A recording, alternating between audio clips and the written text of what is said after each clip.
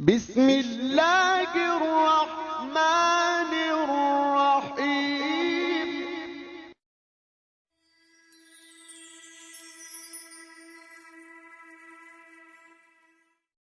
السلام علیکم۔ صبح ازل یہ مجھ سے کہا جبرائیل نے، جو عقل کا غلام ہو وہ دل نہ کر قبول۔ 4 مئی یوم شہادت شیر میسور سلطان ٹیپو شہید رحمۃ اللہ علیہ۔ ناظرین، 18ویں صدی اپنا نصف سفر طے کر چکی تھی۔ مغلیہ حکومت کی کمزوری اور مغل شہزادوں کی باہمی چپکلش کی وجہ سے بر صغیر پر مسلمانوں کا سینکڑوں سالہ دور اقتدار تیزی سے زوال کی جانب گامزن تھا۔ مرکزی حکومت کی کمزوری کی وجہ سے کئی مقامی ریاستوں نے خود مختاری کا اعلان کر دیا تھا۔ دوسری جانب ایسٹ انڈیا کمپنی کے کرندے تجارت کی آڑ میں بر صغیر پر برطانوی قبضے کی راہ ہموار کرنے میں مشغول تھے۔ تیسری جانب مسلمانوں کے اندر کچھ ایسے کردار پرورش پا رہے تھے جن کے نام تاریخ میں ایک بدنما داغ کی طرح درج ہونے والے تھے۔ غرض یہ کہ سلطنت اسلامی کی ناؤ ہر طرف سے طوفانوں میں گری ہوئی تھی۔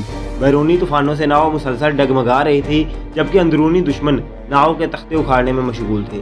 ملت اسلامیہ کسی ناخدا کی راہ تک رہی تھی جو اس کی ناؤ کو خطرات سے باہر نکالنے کی جرت کر سکے۔ ہر آنکھ اشکبار اور ہر ہاتھ دست بدعا تھا۔ ہر طرف مایوسی کا گھٹا ٹوپ اندھیرا چھایا ہوا تھا۔ بالآخر مسلمانوں کی دعائیں رنگ لے آئیں اور نواب سراج الدولہ بر صغیر کے مسلمانوں کے لیے امید کی کرن بن کر ابھرے اور کئی سال تک مختلف محاذوں پر انگریزوں کو ناکو چنے چباتے رہے۔ مگر غداری میں ضرب المثل بننے والے میر جعفر کی غداری کی وجہ سے جنگ پلاسی میں شکست کے بعد بڑی بے دردی سے 1757 عیسوی میں شہید کر دیے گئے۔ نواب کی شہادت کے بعد مسلمانان بر صغیر ایک بار پھر مایوسی کے دلدل میں دنس گئے۔ ان کی حسرتوں کو حقیقت کا لباس پہنانے والا شخص خوردبین میں بھی نظر نہیں آ رہا تھا۔ کئی 100 سال بر صغیر پہ حکمرانی کرنے والے مسلمان آہستہ آہستہ سر چھپانے کے لیے آشیانے سے بھی محروم ہو رہے تھے۔ اپنے آشیانے کی حفاظت کے لیے وہ کسی مسیحا کے منتظر تھے۔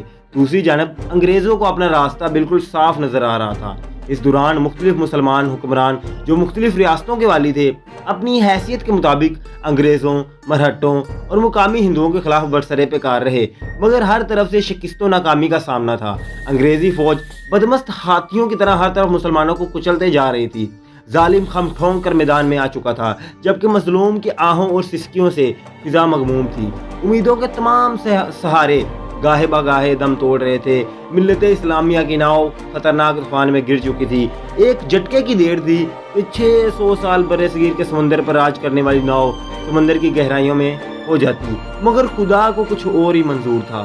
اس پراشوب دور میں اللہ تعالیٰ نے مسلمانوں کی صفوں سے ایک ایسا جرنیل پیدا فرمایا جس نے اپنی حکمت عملی اور شجاعت کی وجہ سے وہ داستان رقم کر دی کہ آج ہر مسلمان اس کو راج عقیدت پیش کرتا ہے۔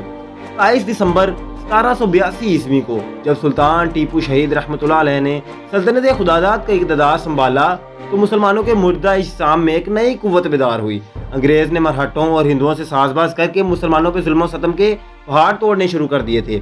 اپنی کم سنی سے مختلف محاذوں پر داد شجاعت دینے والے سلطان ٹیپو نے جب اقتدار سنبھالا، مسلمانوں نے ایک بار پھر ہر محاذ پر انگریزوں کو پیچھے دھکیلنا شروع کر دیا۔ ٹیپو سلطان نے برطانوی سامراج کے خلاف ایک مضبوط مزاحمت فراہم کی اور بر صغیر کے لوگوں کو غیر ملکی تسلط سے آزاد کرنے کے لیے سنجیدہ و عملی اقدامات کیے۔ سلطان نے انتہائی دور اثرات کی حامل فوجی اصلاحات نافذ کیے، صنعت و تجارت کو فروغ دیا اور انتظامیہ کو از سر نو منظم کیا۔ سلطان کو اس بات سے اتفاق تھا کہ بر صغیر کے لوگوں کا پہلا مسئلہ برطانوی خراج ہے۔ نظام حیدرآباد دکن اور مرہٹوں نے ٹیپو کی طاقت کو اپنی بقا کے لیے خطرہ سمجھا اور انگریزوں سے اتحاد کر لیا۔ برطانوی سامراج کے آگے بند باندھنے کے لیے ٹیپو سلطان نے ترکی، ایران، افغانستان اور فرانس سے مدد حاصل کرنے کی کوششیں کی، مگر باوجود کامیاب نہ ہو سکے۔ سلطان کی بے مثل شجاعت اور کارنامے قلم بند کرنے کے لیے لوگوں نے بڑی بڑی کتابیں لکھی ہیں اور یہاں ان کو بیان کرنا ناممکن ہے۔ تاہم سلطان کی زندگی کا سب سے اہم مرحلہ جنگ میسور ہے، جس کے 4 میں سے 3 مارکوں میں سلطان کی فوج غالب رہی، مگر چوتھے مارکے میں معروف غدار ملت میر صادق کی غداری کی وجہ سے سلطان کی فوج مکمل طور پر دشمن کے محاصرے میں آ گئی اور اپنوں کی غداری کی وجہ سے مسلمان گاجر مولی کی طرح کٹنے لگے۔ اس صورتحال میں سلطان جب بری طرح کفار کے نرغے میں پھنس گئے تو سلطان کے ایک خادم نے آ کر عرض کی کہ حضور، اپنی جان بچانے کے لیے خود کو انگریزوں کے حوالے کر دیں تو اچھا ہے۔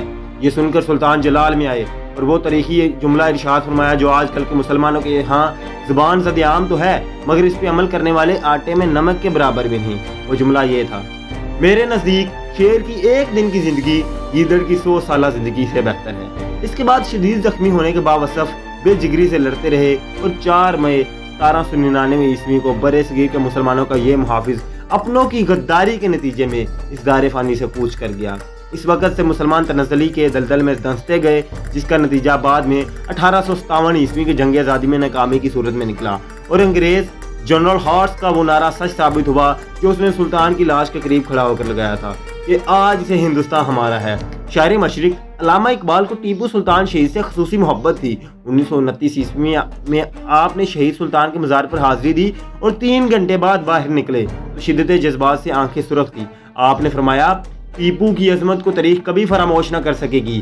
وہ مذہب ملت اور آزادی کے لیے آخری دم تک لڑتا رہا، یہاں تک کہ اس مقصد کی راہ میں شہید ہو گیا۔ آج ملت اسلامیہ کی ناؤ ایک بار پھر کفر، الحاد اور دیگر دشمنوں کے شکنجے میں ہے اور آج کے میر جعفر اور میر صادق اندر سے اسے کھوکھلا کرنے میں مگن ہیں۔ اس ناؤ کو پار لگانے کے لیے سلطان شہید جیسا حوصلہ، عزم اور ہمت و بہادری کی ضرورت ہے۔ اللہ تعالیٰ شہید کے درجات بلند فرمائے اور ہمیں ان کے نقش قدم پر چلنے کی توفیق عطا فرمائے، آمین۔ دل کے پھپھولے جل اٹھے سینے کے داغ سے، اس گھر کو آگ لگ گئی گھر کے چراغ سے۔